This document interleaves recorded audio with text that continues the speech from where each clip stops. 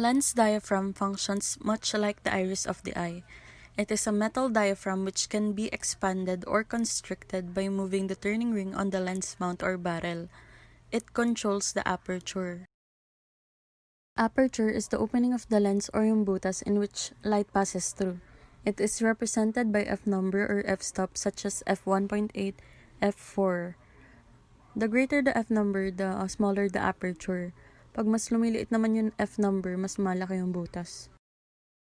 It also affects the light of a photo. A larger aperture will allow more light to pass through, while a smaller aperture will just do the opposite, making the photo darker.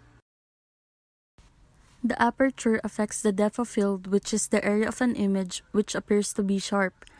A shallow DOF will give a more blurry background, while a large DOF naman mas lumilinaw yung background. The higher the f number, the greater the depth of field. The lower the f number, mas lumiliit din yung depth of field. There are factors affecting the DOF.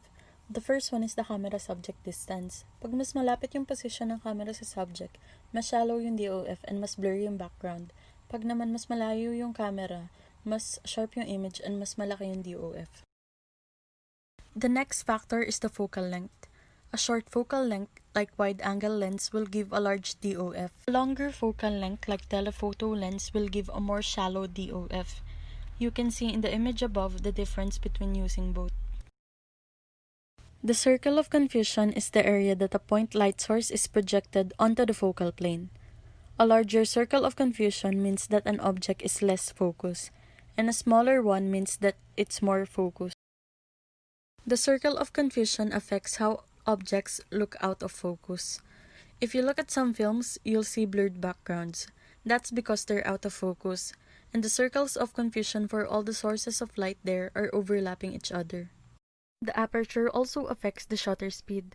The shutter speed is the length of time a camera shutter is open to expose light into the camera sensor. Shutter speeds are measured in fractions of a second.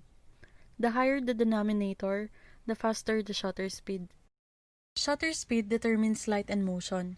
Slow shutter speed allows more light into the sensor and gives a blurry effect on the photo, while fast shutter speed, like 1/8000 of a second, allow less light and help freeze motion.